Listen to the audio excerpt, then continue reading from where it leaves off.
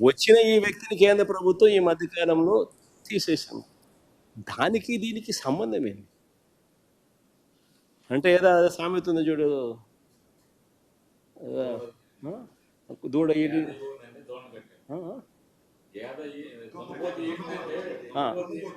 దున్నపోతు ఈనింది అని అంటే దూడను కట్టేసేయండి సార్. దున్నపోతు ఏమైనా ఎలా భర్తీ ఇవ్వగలుగుతుంది? దూడను కట్టేసేయండి. అట్టగా అసలు ఎవడు లేడు, అసలు మనిషే లేడు. ఈయన 2013 జూన్ 2023లో ఈయన వచ్చినాడు. మన ఏపీ గవర్నమెంట్ సెక్యూరిటీ ఒప్పందం చేసుకుంది 2021 డిసెంబర్లో చేసుకుంది. దానికి దీనికి సంబంధం లేదు. ఈ మనిషిని కేంద్ర ప్రభుత్వం ఇప్పుడు తీసేస్తే ఈ మనిషి ఈనాడు ముందు సెకీ ఒప్పందానికి సన్మానం జరిగింది. సిఎండిని తొలగిస్తూ కేంద్రం ఆకస్మిక నిర్ణయం. జగన్ ప్రభుత్వంతో ఒప్పందంపై వచ్చిన ఆరోపణలే పరోక్ష కారణం. అసలు వీళ్ళు మనుషులేనా? వీళ్ళు ఏమన్నా మాఫియా రాజ్యం ఇది. ఈనాడు, ఒక ఆంధ్రజ్యోతి, ఒక TV5, ఒక చంద్రబాబు. ఇది ఒక పేపర్లో వీళ్ళంతా మీడియా అని చెప్పుకునేదాన్ని సిగ్గుపడాలి వీళ్ళంతా.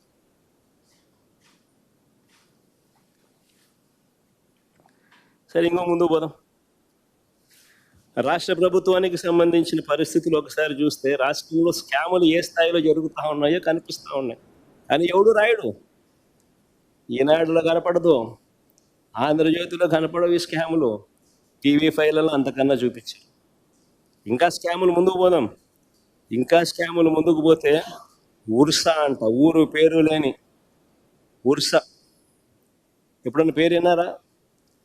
ఉర్సా అనే సంస్థ అంట, ఊరు పేరు లేని సంస్థకు విశాఖపట్నంలో రూపాయికి ఇడ్లీ వస్తుందో లేదో తెలియదు, కానీ రూపాయికి ఉర్సాకు 3,000 కోట్ల రూపాయలు భూములు ఇస్తున్నారు. దాని క్యాబినెట్ క్లియర్ చేసినాం. ఈ మనిషి నారా లోకేష్కి స్నేహితుడు.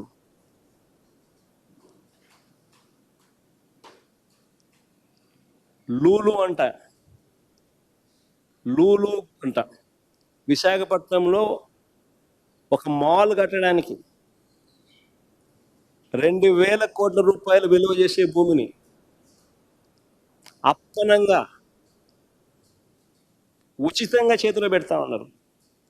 ఎక్స్ప్రెషన్ ఆఫ్ ఇంట్రెస్ట్ పిలవరు, కాంపిటీషన్ బిడ్స్ తీసుకోరు, అప్పనంగా ఇచ్చేస్తూ ఉన్నారు. కానీ ఈనాడు రాయదు, ఆంధ్రజ్యోతి చూపదు, TV5 అంతకన్నా చూపు. రాష్ట్రంలో ఈరోజు లిక్కర్ మాఫియా, ఇసుక మాఫియా. ఆ ఇసుక ఫోటో ఏది చూపిందో సరే.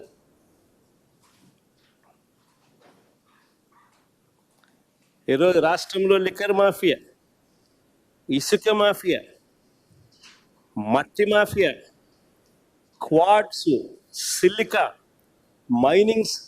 మైనింగ్ స్కాములు, ఇలాంటివి ఎన్నెన్నో. ఇసుక ఒకసారి చూడండి, ఒకసారి మీరే.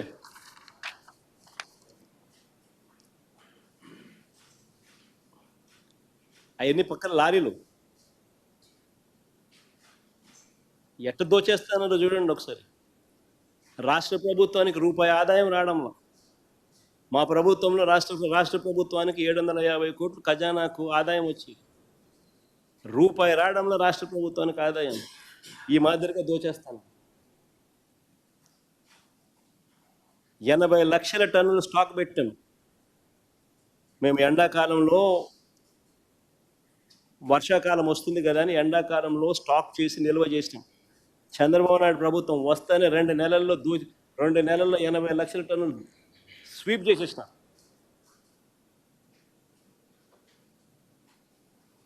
చూడండి ఫోటో.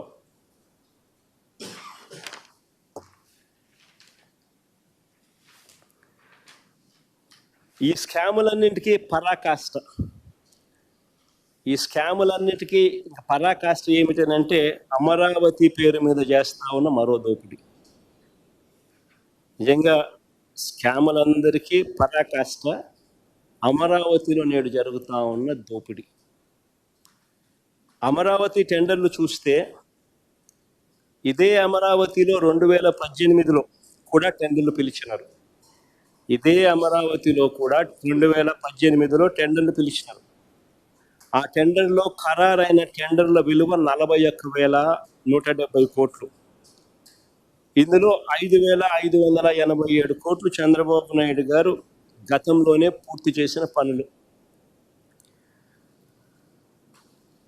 ఇది ఇక మిగిలిపోయిన పనులు ఎంత అంటే 35,583 కోట్లు.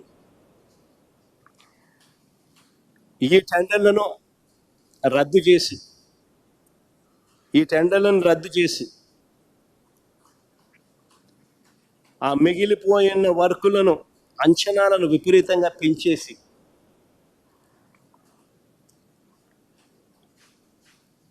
విపరీతంగా దోపిడీ చేస్తా ఉన్నారు.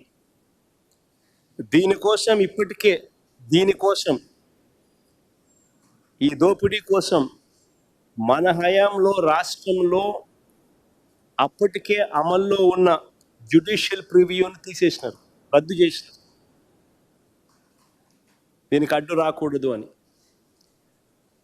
రాష్ట్రంలో అప్పటికే అమల్లో ఉన్న రివర్స్ టెండరింగ్ ప్రాసెస్ అంటే రివర్స్ ఆక్షన్ను రద్దు చేసేసినారు.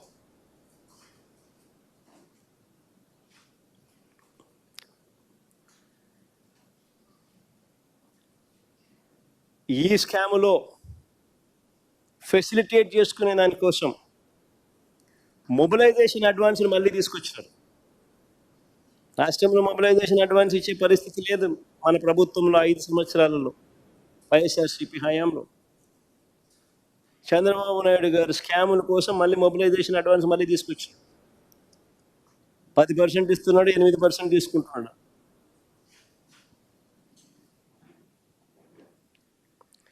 ఐకానిక్ టవర్ల పేరిట 5 బిల్డింగులు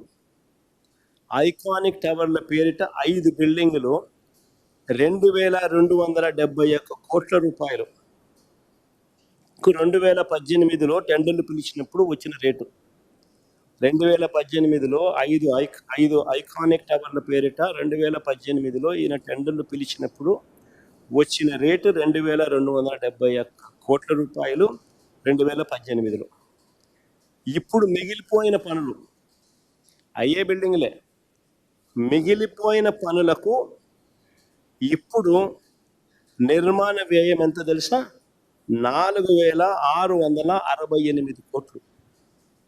అంటే 2018తో పోలిస్తే 2,417 కోట్ల రూపాయలు అధికంగా 105% escalation. 105% escalation. Hindu paper clipping, మళ్ళా వేరే పేపర్ పెడితే బాగుండదు కదా.